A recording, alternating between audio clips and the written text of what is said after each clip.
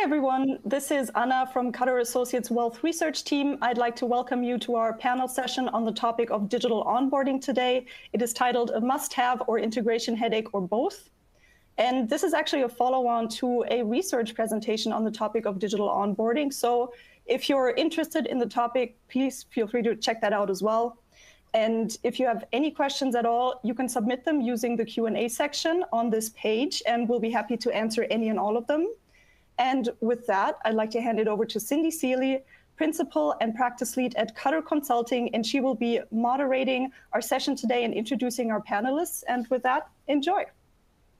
Hi, Anna. Thanks for having us today. And let's introduce our panelists here. So first off, we're joined by two folks here from a couple different vendors who are doing wealth onboarding products. So we're first joined by Amrik Sangair from Kentomi Solutions. Amrik, would you just introduce yourself a little bit and talk about your firm? Yeah, sure. So name's Amrik Sangair, pre-sales director here at Kentomi Solutions, who I guess for the last 25 years have been a wealth management software provider. Mainly front office, middle office solutions, but also have the full front to back as more commonly known. And certainly going into the new age of digital onboarding and client experience. Thanks, Amrik. And we're also joined by Andrew Bashir. Andrew's from Appway. Andrew, spend just a couple minutes introducing yourself and your firm. Sure. Hi. So I'm Andy Bashir, and I'm the head of Appway in North America. Appway is originally a Swiss firm that has been in the marketplace for about 17 or 18 years, focused fully on client onboarding, client lifecycle management.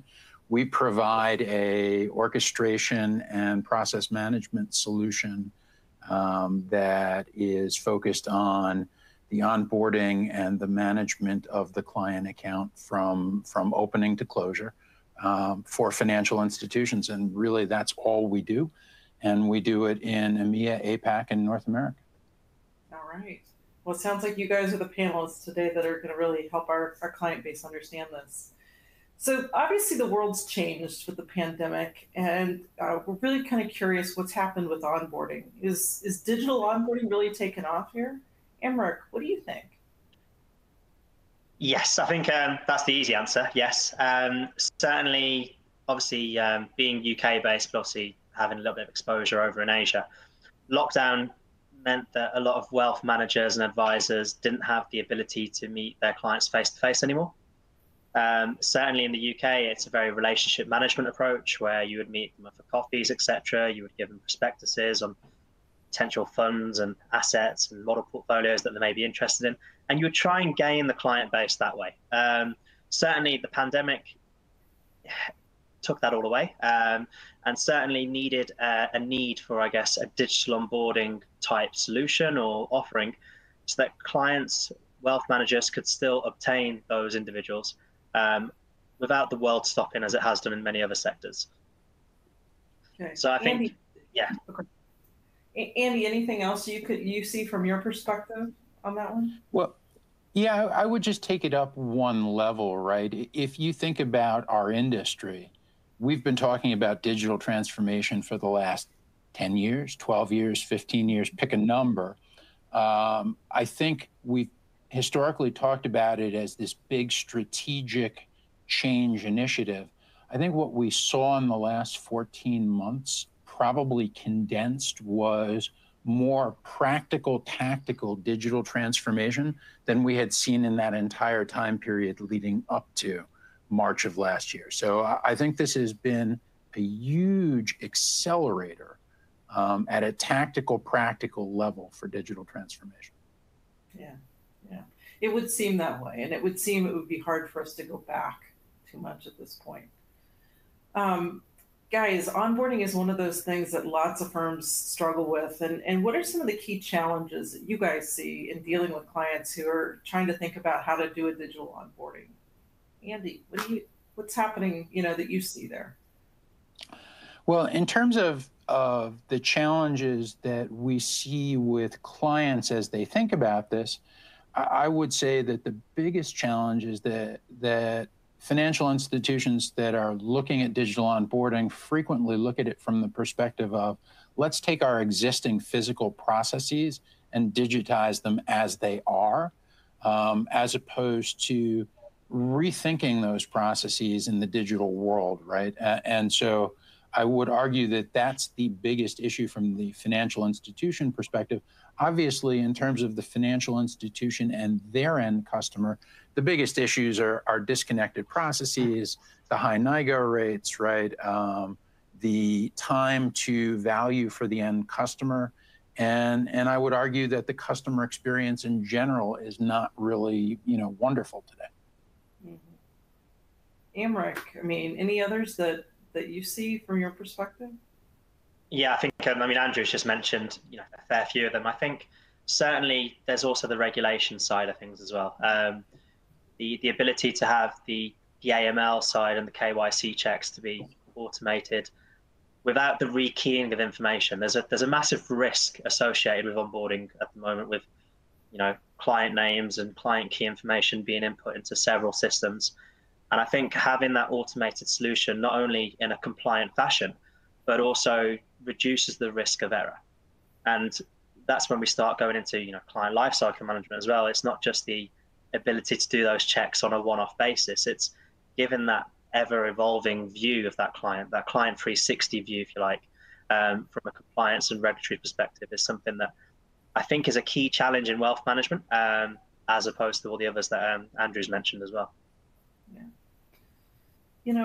Onboarding is kind of an interesting thing. It touches so many areas of an organization, the information flow back and forth, not just at the advisor, but the back office, the home office, et cetera. We find from a consulting perspective, sometimes firms aren't quite ready for vendors like yourself. So what kind of state does a client need to be in to really think about, putting in an onboarding tool? Anybody want to take that one? Yeah, sure. I find it quite funny sometimes. Everyone has an onboarding process.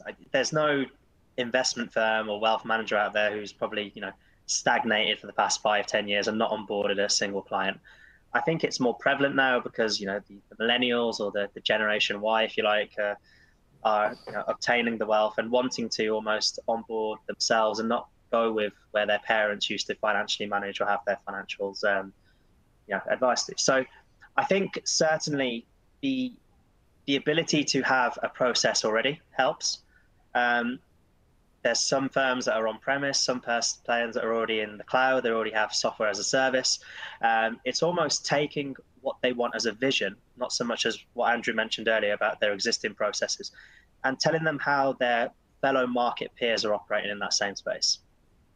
If I take a tier 1 asset manager and I speak to another tier 1 asset manager, having that consultative approach where we can almost sell them not just the software, but also the service of understanding that this is how people in your space are onboarding individuals. Is this something you need? So I don't think necessarily they need to have processes in place, but they need to have a clear vision of where they want to take their company. And do they want to onboard in a discretionary capacity or an advisory? Is it online? Is it mobile? Is it still relationship led, but they just want the ability to digitally capture this information? There's still various workflows within onboarding, which I think you could lose sometimes in the whole offering. So it's really just to be concise about what the firm wants and how they want to go about achieving it. Mm-hmm. Mm-hmm. Very true. Andy, anything to add? No, I think that Amric really captured a lot of it there. I think what we see is that need for the vision to be refined, but then the actual processes themselves, don't try and reinvent that wheel, right? We've done it 60, 70 different times for financial institutions. We've captured the best practices. We've productized that. It's silly for a financial institution to try and think that they can differentiate their business with the internal process around onboarding. Let us deliver that for you.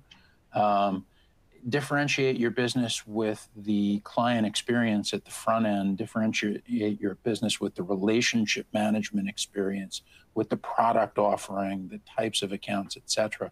But the actual processes allow us to help you to understand the best way to re-envision them in the digital world. Okay, good advice there. You know, from a consulting perspective and in dealing with wealth managers who are trying to change their onboarding process, you know, sometimes they're also not prepared for what an onboarding with a vendor tool is. What kind of resources should they bring to the table, you know, to on their end to help you guys when you're looking to bring your onboarding solution to the table? Is it, do they need a lot of folks or certain key folks? My turn? Yeah, go ahead, Andy. Okay, so I think that's evolved a little bit as we've all gone to, and I assume, Emmerich, you're doing sort of the same thing, going towards a more SaaS-like offering. I think that the footprint on the client side has become a little bit smaller. It's probably not as big a lift as it was even 2 years ago. What I would say, though, is there are some critical roles in the process, even in a very SaaS-like process. One is there needs to be a defined and focused product owner on the client side who is, in fact, responsible for that onboarding solution and ensuring that all of the constituents in the financial institution who have, you know, some sort of an ownership stake in the outcome are aligned, their requirements are met, everything else, and that service is being delivered appropriately there. So I think that's really key critical. I think you're clearly going to have a need for some level of experienced BAs who are producing any specific requirements on your side around roles, entitlements, systems that the onboarding solution is integrating with on the front end and on the back end, right? You need to bring that information and knowledge to the table in an executable fashion to speed the process along. And then if we're working in an agile environment, I think probably something like the Scrum Master role really should be on the client's side, right? So I think those are key things. If the client wants to bring developers to the table who actually sit next to our people as we go through the process, we certainly encourage that because it makes the handover of managing the solution after they've gone live and keeping it up and changing it for themselves a much easier process. But I think that's less a mandatory and more a best practice. And just as a follow-up, and then we'll come to Emmerich on this question as well. Andy, can you do both agile and waterfall and a hybrid approach to implementation, or do you have a preference at that point? So we have a preference towards an agile hybrid kind of model, right? I mean, you do need to have your core requirements before you start the process. This is not one of those things where you should be building the airplane in flight. You should understand what the airplane's going to be. But, you know, if you need to change the seat cushions or the flight carts or whatever, those are things that you can do in flight, right, effectively, but you don't want to change the engine. So I think you definitely need to have that starting point in place. And Emmerich, do you guys take similar kind of approach, an agile hybrid approach, or how do you guys handle, you know, this sort of resourcing on the onboarding side? I think we're certainly agile in every case of the word. We try and deliver an iterative approach, not having to deliver too much functionality or too much work to the client, because, you know, as we said, one of the biggest, I think, requirements we have of our clients is their time. Having everyone, you know, key stakeholders in the room is fantastic, but sometimes you may find a project starts and actually getting their interest and their time, because they have got day jobs at the same time. They are running a business. Their sole focus may not be client onboarding. So certainly getting their time and effort to help us around them. I think certainly with an agile method, with, you know, planned deliverables across a duration of a period, gives everyone something to look forward to, but also something to work towards. And those deadlines, I think, are key in establishing that connection between the software house and the client. Okay. Obviously, once you get the piece of software in, we want advisors to adopt it. And we hear from time to time that, you know, in some shops they've built the best widget ever, and advisors just don't want to change. What kind of methods have you guys seen clients use to kind of get that adoption going? Amber? Yeah, I think it's all about the usability. Getting advisors to engage into an onboarding solution should be quite straightforward. We can do a white labeled, we can make it look as pretty as you want, we can use your logos and your colors. But if the forms, if the user experience isn't intuitive, the end clients are going to, like they currently do, you know, there's 42% dropouts in the client onboarding space within financial institutions. Having that user experience, that intuitive design where you feel like you're going on a journey from a client onboarding as opposed to section 1.2, section 1.3. And I think delivering that user experience through clever ways of displaying data, I find, you know, not having the user have to type in plain text, having a few drop downs, a few date modals, as simple as it sounds, just makes the gamification of the platform slightly more intuitive for investors of all ages and all groups. And I think that's probably the way I would look at it. You know, you can deliver the functionality and you can tick all the boxes, but if the end clients don't want to use it because they find it boring or laborious, you're not going to get that traction. So I certainly think that's probably one of the key areas that I've noticed, and yeah, something that Contemi's looked at as well. Andy, anything you've seen clients do or you've helped clients with on this one? So here's what I would say. I 100% agree with what Amrika said, and right, the outcome you never want to see happen is that, you know, the solution gathers virtual dust on the virtual desktop at the end of the day. And no matter how good it is, I think there's always that potential because advisors, you know, can be very set in their ways. And so let's take it one step farther. I believe there are ways that the financial institutions, and we have seen and worked with, have driven adoption in a positive way.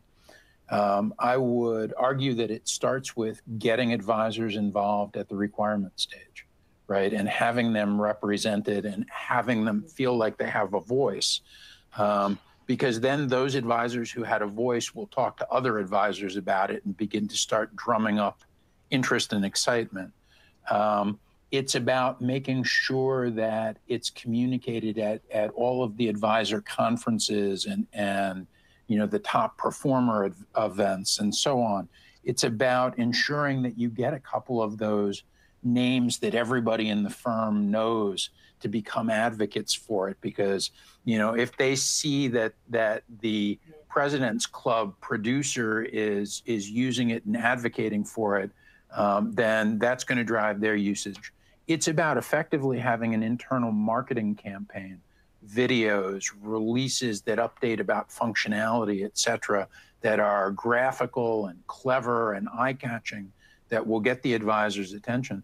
And I think that if you pull that comprehensive program together, and I really think it's important, that drives excitement, it drives curiosity, it drives the desire to actually, you know, keep up with the Joneses, as it were, amongst the field force, and that's what gets them to begin to experiment. And what we typically find is that if those things are in place and they're using it, then they're going to continue to use it, and you will have a high adoption rate. Mm-hmm. Well, and while advisors are kind of the key point for onboarding today, you know, it seems like everybody's really excited about getting the client to take a bigger role in this. And so obviously this might be a little bit different region to region. I mean, how do you guys see this playing out in the long term? Are we going to see clients actually handle the bulk of the onboarding? Are we going to go to self-service? Who wants to take a stab at that one? Flip you for it. I can go for it. I'll start. Yeah, so I think we are. And I think it does differ region to region. Certainly, if we take the different service type approaches, you've got discretionary, advisory, and the more self-directed execution only.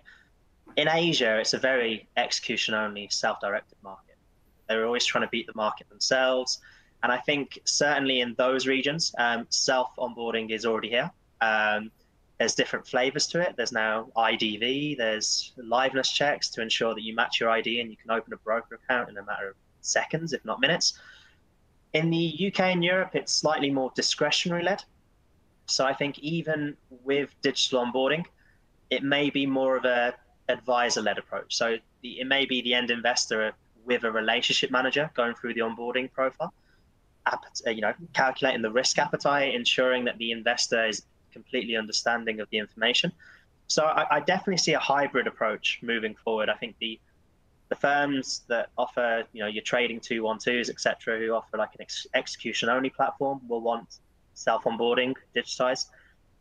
I think certainly for the more older investment houses who are more, the handheld approach and the tailor-made management of individuals' money, I can see a hybrid approach where it's still digital onboarding, but not necessarily self-service.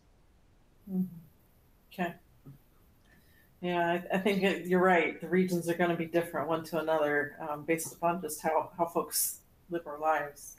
Andy, what do you think? I mean, obviously there's no right or wrong answer here, I don't think there is a right or wrong answer. And I do think that you're going to see sort of this omni-channel approach, but I'm going to play a slightly different game with my answer and put on my futurist thinker hat and throw a concept out, which is, as we look at some of the new technologies that are coming into play, things like distributed ledger, I can certainly see a future where individual investors, institutions, trading counterparties, associated parties, et cetera, are all able to create unique identifiers that represent them, call it tokens for want of a better word, right? So I, Andy Bashir, have a token that's sitting out on the distributed ledger. And when I go to a financial institution to open an account, I point them to my token. They go to my token and they can get all the information that they need from it to open an account for me.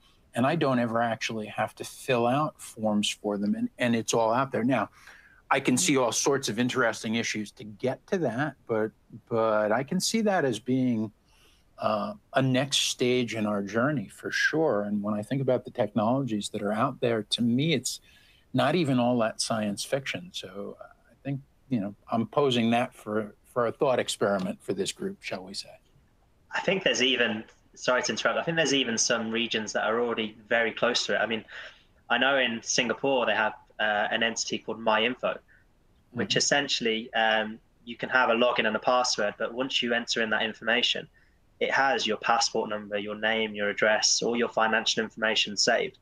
And via APIs, you can just connect to that, reveal that information into the onboarding application, and you almost have a seamless, lifelike minutes, if not seconds of onboarding an individual. So it's certainly interesting. And touching up on the new technologies, I know blockchain, distributed ledger technology, and artificial intelligence are something that we can't seem to go to any conferences or webinars about hearing in our space. But it is starting to creep in. And I take Andrew's point with the new technologies. AI can have a play here as well, quite a significant one, with the ability for an end investor to potentially populate their information and their risk appetite, and an artificial intelligence engine giving recommended portfolios, recommended model portfolios or investments based on that individual's requirements. That individual may have ESG requirements, which is something that's becoming quite big now, with how ethical are your investments, how sustainable. And I think with the onboarding questionnaire accompanied with such new technologies, and with robo-advisory around the corner, or if not apparently here already, I think it's certainly a new world where I think the technologies can not just automate this process, but make it more compliant and more regulated at the same time. Yeah. I think it's an exciting time to be dealing with onboarding at this point, given everything you guys have talked about and where the world's going. So with that, I'm going to turn it back over to Anna to conclude this. Okay. Well, thank you, everyone. I think this was a great discussion. Thank you, Amrik. Thank you, Andrew. And thank you, Cindy, for moderating this very hands-on, practical discussion. To our audience, again, please don't hesitate to submit any questions to our panelists, to our moderator. I hope you've enjoyed this session. I hope you've enjoyed all our sessions today. And I do know we have some executive interviews coming up, so please feel free to, poke around a little bit more. Feel free to engage with us, with our members, with our sponsors, and I hope we'll see you again tomorrow for some more great content.